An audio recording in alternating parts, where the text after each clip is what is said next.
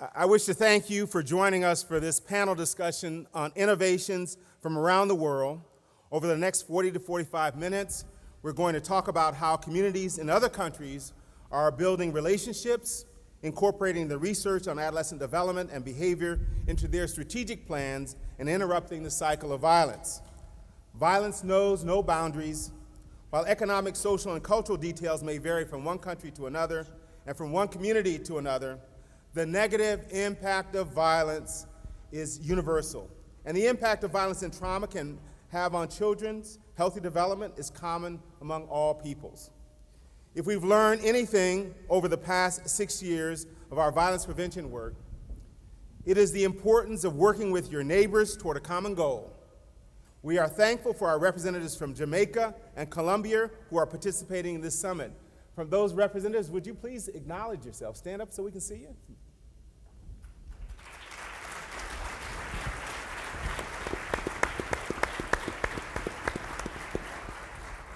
They are here today to share the challenges and victories of their violence prevention work in their communities. We will talk about our challenges that are unique to their circumstances, but also about experiences that are similar to yours and how they have addressed them. We have a great deal to learn from what they have to tell us. So to begin with, I'm going to ask our panelists to introduce themselves, starting from my immediate right, tell a little bit about your background and your experiences, and then I'm going to address you with questions. All right, thank you very much. My name is Mejia. I'm the Secretary of Security of Bogata in Colombia. I come from academia. I used to work for the Universidad de los Andes in the Department of Economics, where I was doing research on impact evaluations of security programs on drug policy. And starting on January 1st, I became the new mayor of Bogota, invited me to join his team. And we are creating the Secretary of Security. In a couple of weeks, we're going to have that secretary, which is going to be in charge of all security, prevention, and justice programs in Bogota, Colombia. So I'm very excited to be here. We, as Javier Arango said yesterday in the afternoon, in Colombia, we know a lot about how to fight organized criminal groups linked to drug trafficking, but with the exception probably of Medellin and Cali, we know very little about prevention programs. So I'm here to learn and to get a lot of experiences from you. Thank you. Thank you. My name is Peter Bunting. I was the Minister of National Security from January 2012 to February this year in Jamaica. Jamaica, as many of you may know, has had a tradition of high violence, sort of cocktail of reasons historically, drug gangs, alienation of youth, political tribalism. And when I became minister in January 2012, the tradition of fighting violent crime had been put more and more resources into the police and the military, which in Jamaica is on the streets daily supporting policing.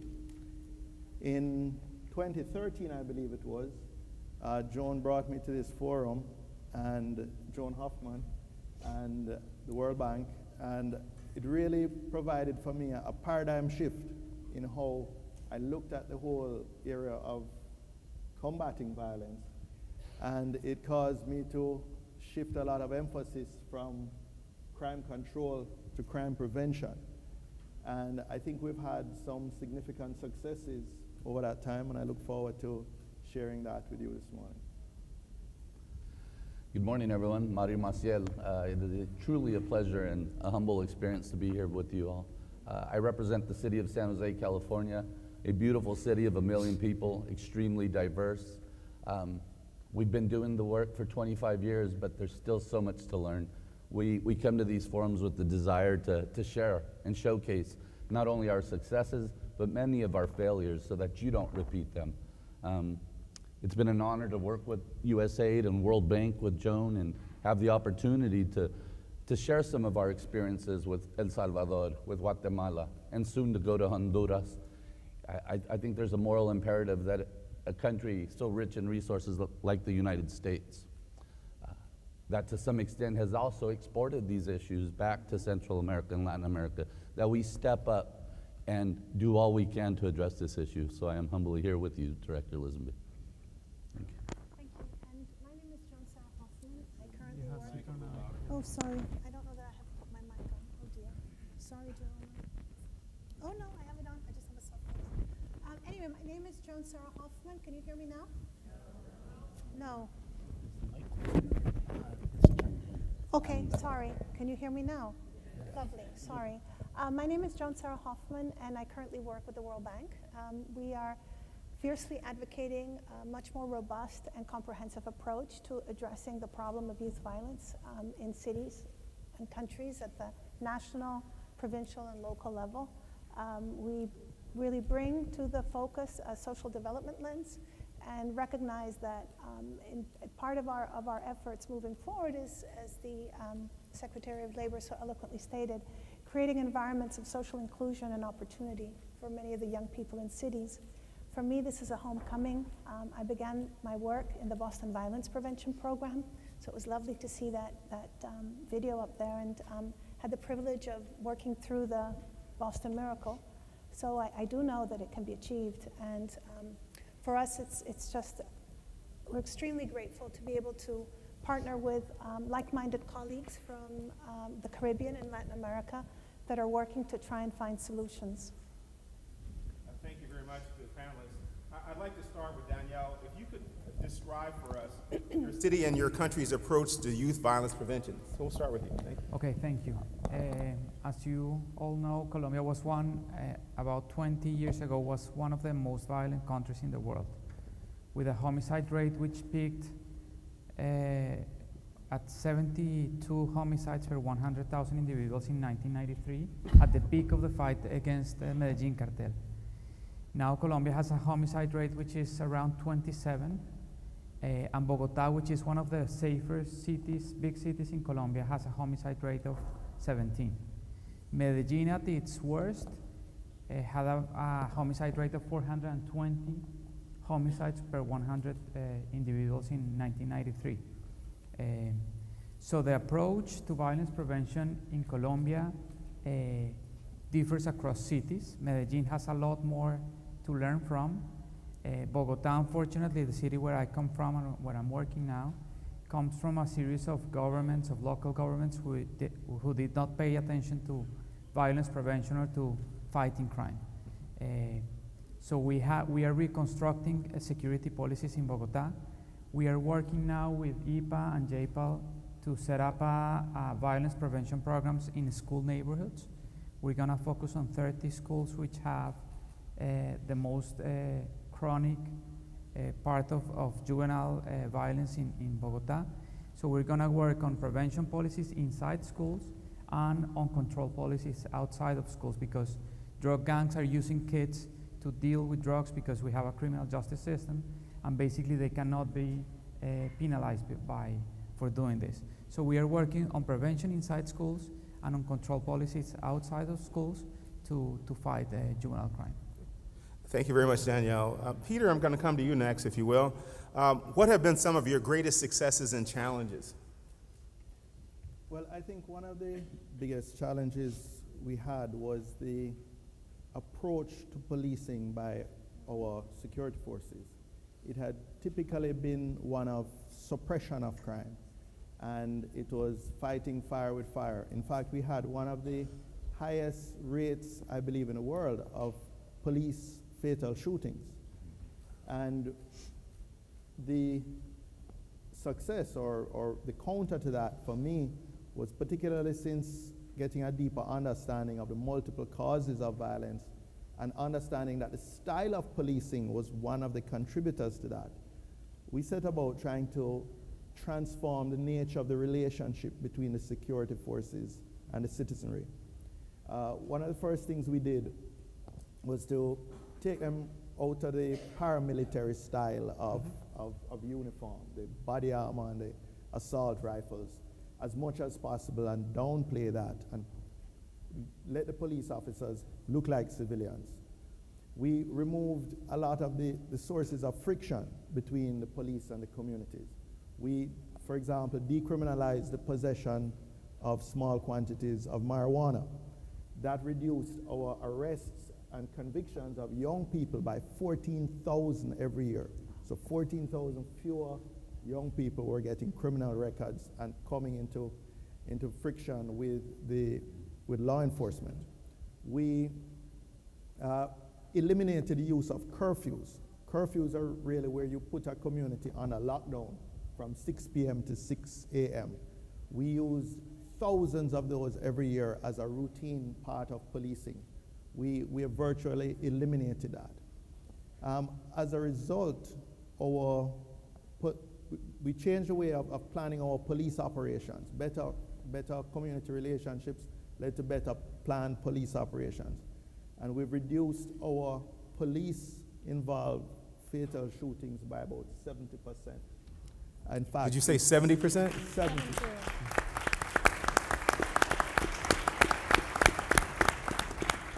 In 2015, we had the lowest level in over 30 years, the lowest number of police fatal shootings.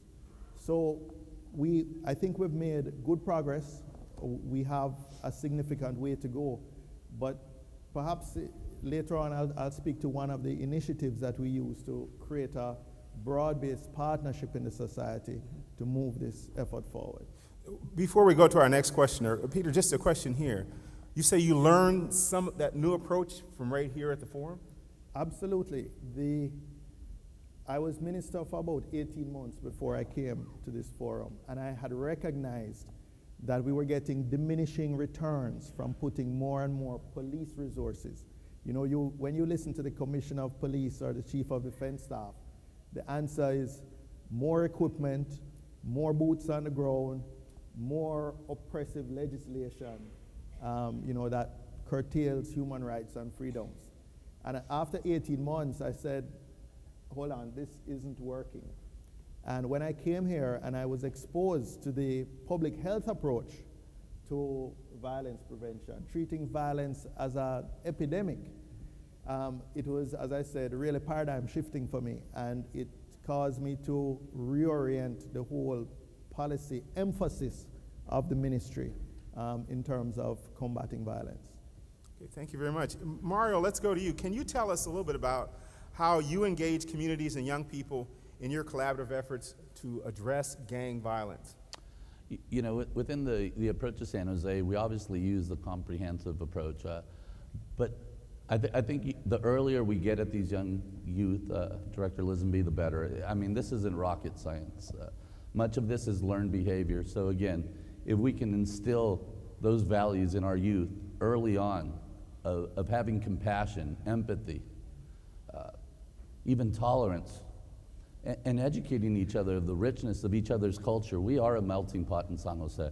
So I think we're maximizing on those ethical and those moralistic principles and just coupling on what we hope parents are doing. We also understand that sometimes we make the assumption that parents are giving these sort of moralistic principles to their youth. So as no matter what program you might be moving forward with, I think we always have to have the lens that these kids were not born violent, and that if we continue to bombard them the same way negative influence does with those positive principles and unconditional support and love these kids, I instill in my interventionists that you need to show love, that you've got to be courageous enough to show these young people that you care. I've heard it from the forum, and I love some of these sound bites. And it makes so much sense, and it resonates with me, because I know myself, having learned this system from the inside, unfortunately, and then out, is that we don't give a rat's behind what you know until we know how much you care, sir. And so it really is about showing that. Mario, is there any specific program that you use to help share this value of caring, loving, and showing young people that you really care? Any specific program that you use? Yeah, you know, most recently, we've migrated from a heavy street outreach component, although we still use it and fund it heavily. Our interventionists have moved towards a case management approach that is actually allowing them to build genuine relationships with these individuals. These are the types of relationships that had been absent in the superficial type programming that we were offering. People knew each other's names, but they didn't understand each other's souls, what motivations they had in life, what aspirations they had. And I really believe that our interventionists, sir, are a hybrid. I've yet to find the word. I've told them, you need to be a big brother, which means that sometimes you're going to get a call from that kid at 12:30 in the morning when you're not working, asking for that favor. Get me home safe. Will you use bureaucracy to say, no, I can't go pick you up, I got off at 5 p.m.? Or will you be that big brother, big sister? Can you be a mentor and stop offering a broom as a job? Can you aspire to higher aspirations to these young men? And can you also be that case manager that does hold them accountable to their individual development plans that make sure that they don't recidivate? And how do you combine that so you are a big brother, you are a mentor, and you are a case manager, so that when they succeed, you celebrate, and when they fail, you cry with them. And you should take it personally. So again, I think that's what we're doing, sir, is bringing case management with a sense of compassion and caring as our number one approach. And I'm starting to see tremendous change at our alternative schools, our mainstream high schools. And I gotta say, it's relationships, relationships, relationships, sir. Outstanding. Joan, let's come to you. Joan, you have a broad view across the Americas. You've worked in many different countries, and you work here in the United States. What approach do you use to evidence to inform your strategies and policies, and also to data collection, so you know what works and what doesn't work? Well, I think You have to speak a little louder so everybody hears you now. Sure. I think our approach to advancing the art, the science, and the heart of violence prevention is very much modeled on the sort of CDC's 3 different aspects of what counts as evidence. We showcase a lot and organize a lot of exchanges around what are some of the evidence-based approaches that are coming out of the region. We recently had an event that we did jointly with the University of Chicago, the City of Chicago, and MacArthur Foundation, where we exposed many colleagues from the region to innovations.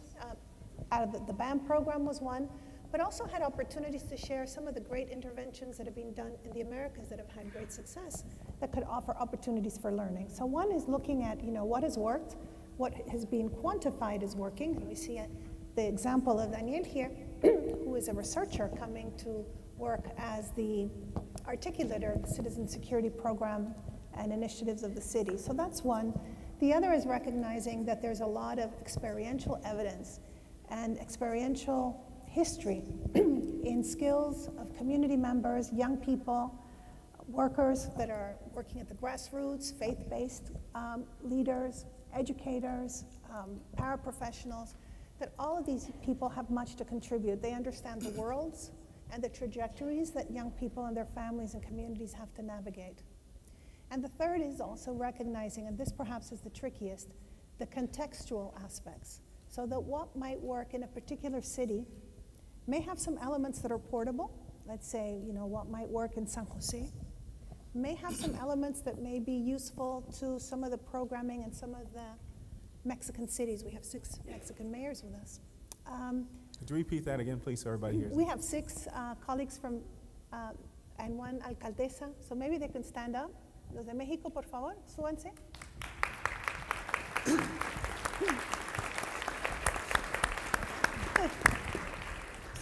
So it's understanding, what aspects of those programs and approaches can be adapted in different settings. And how do you do that so that the program still maintains, the strong attributes, the qualities that make the program work, but that are relevant in contexts where the history is different. Sometimes the infrastructure, municipalities may have greater or lesser services. And I think the other part is recognizing that all of us have different strengths, different countries, different cities have different approaches, and we believe that we need to increase that portfolio of approaches to address what is a terrible, terrible hemorrhaging of lives in the Americas. Our region is a region of great opportunity, but it's also a region of great shame. Many young people die every day in the United States. What is it, 13? Yes, 13 per day. How many in Jamaica? 3 or 4? 3 or 4. ¿Cuántos en Colombia? People who die every day? Jóvenes, young people. In Bogata, it's about 2 or 3. Okay. In El Salvador, I believe it's 20 a day. So you sort of add up all of this country by country, the numbers, they're horrific. So I do believe we have to come together as a continent. And these kinds of exchanges are, where the rubber hits the road and we get a lot of inspiration and we go back with a lot of friends and allies. Joan, you heard me earlier talk about evidence-based programs and the importance of evidence-based programs. Here we have the Community-Based Violence Prevention Program, which is an evidence-based program. You know about our crimesolutions.gov, Yes. which has evidence-based programs on the adult side, and our model juvenile guide that has evidence-based programs on the juvenile side. You spoke differently about experiential evidence. What is the difference between the experiential evidence that you're saying is being used in the Americas and the evidence-based programs that we're talking about here, and how important of a difference is that? Well, I mean, the experiential evidence is what people that have been trying to address a problem, sometimes for decades, bring. So it's at some level it's intuitive, but it's also a deep knowledge of their communities, of the life processes, the challenges, sometimes the undocumented risk factors, because the surveillance systems aren't there yet to be able to document and quantify problems. And so you bring to it a lifetime of experience. I mean, this is key. And in fact, many of the evidence-based programs came out of valiant efforts. BAM was a couple of young therapists, I believe, working together in the schools and refining their methodology until it was ready to be evaluated, and then, wow, it had these impressive results. It was equally impressive 5 years ago, but 5 years ago, nobody had evaluated it, right? So it brought the best practices in terms of youth development, this notion of the passages and the transition to a healthy and positive and vibrant masculinity, aspects of CBT were all rolled into this program.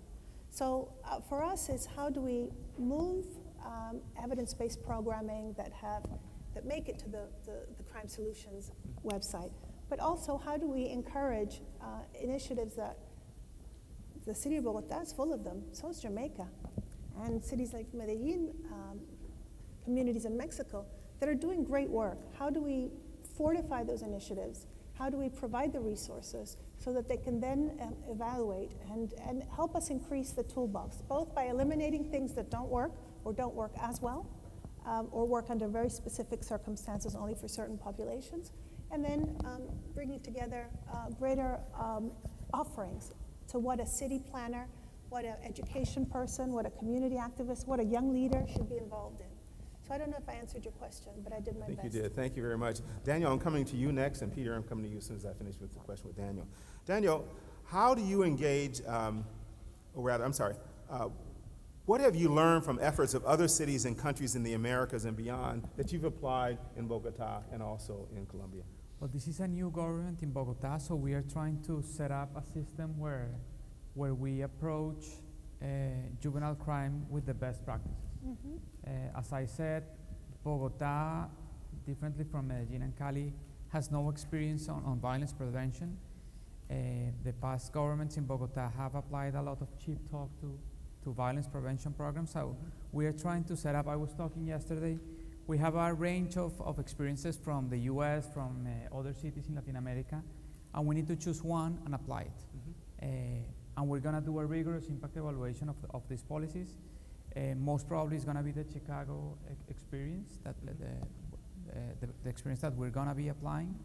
And we need a lot of help, a lot of technical supports. We have the resources to implement these strategies, but we don't have the technical capabilities and the knowledge about how to implement these violence prevention programs in Bogota. What kind of technical assistance do you see that our partners here and colleagues here might bring to Bogota? Well, this room is full of people who know about different programs, who have applied these programs, who have evaluated these programs. And we cannot, I don't know what the word for this is, no nos podemos equivocar, we cannot. We can't make mistakes. We cannot make mistakes because we come from 12 years where almost no programs have been applied to violence prevention programs. So we are trying not to make mistakes, and we are trying to implement the best program in schools and in different neighborhoods in Bogota who have very high crime rates. And we are here, as I said at the beginning, to learn what the best experiences are. Thank you. Peter, you talked about the fact that law enforcement in your country has reduced its use of sort of paramilitary approach to addressing issues of youth violence. Can you tell us a little bit about the reactions of law enforcement to this different approach? Do they still feel safe when they're operating outside of that normal kind of, or what for them was a normal approach to addressing these issues? And have they embraced some of the new approaches? Well, one of the most difficult things to do was to change the culture that had developed within law enforcement over decades. And, you know, like your Secretary of Labor, I may not have many original ideas, but I'm a quick adopter of good ideas. And so when we came here, I think it was in September. Yes, it was. And learn about this, the first thing I did was go back, and by January, we had our own national forum on youth violence prevention in Jamaica.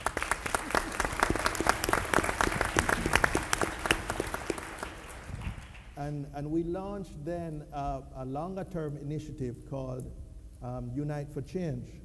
And it was really about helping society understand that violence is not a law enforcement problem. It's a societal problem.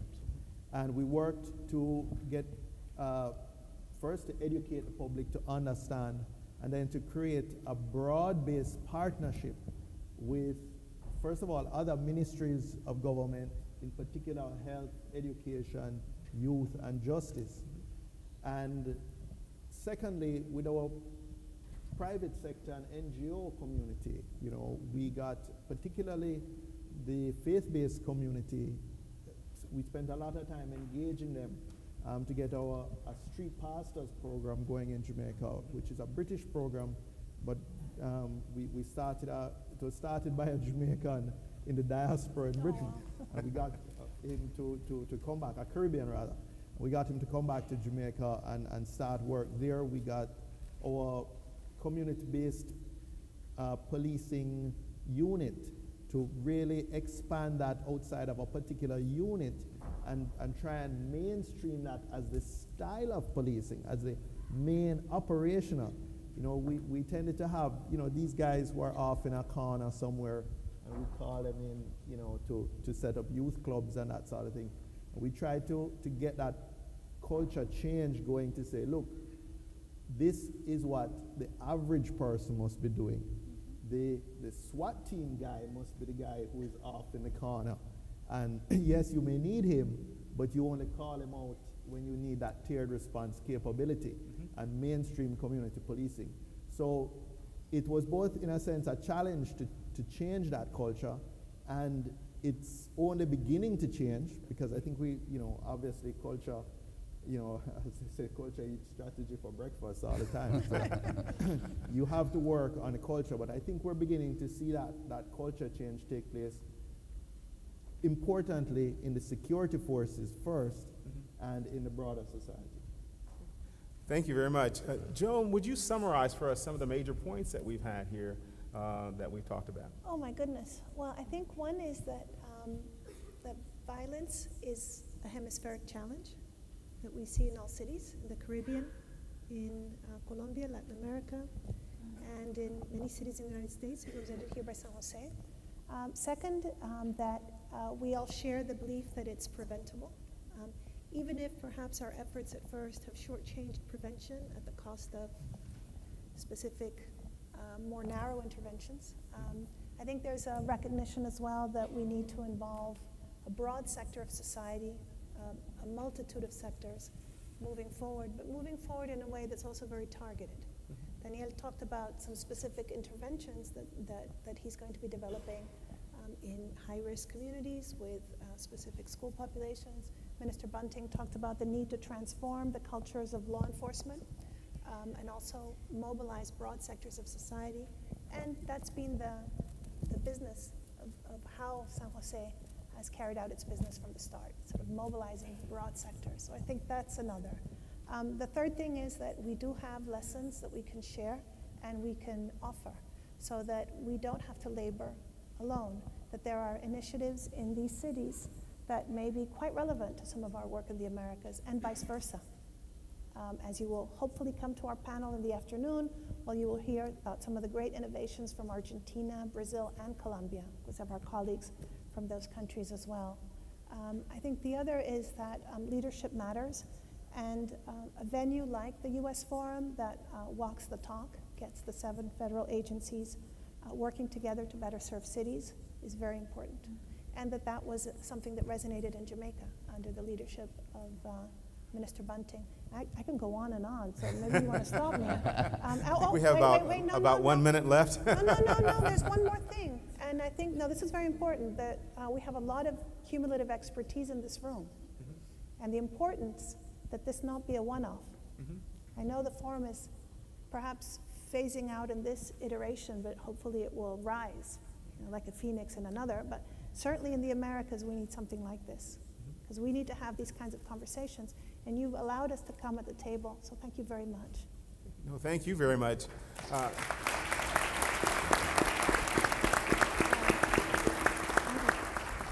Well, folks, that concludes our panel now. I think Joan mentioned that there is another opportunity to hear from these experts this afternoon, and we invite you to join us then. Would you please give our panelists a round of applause for their great presentation?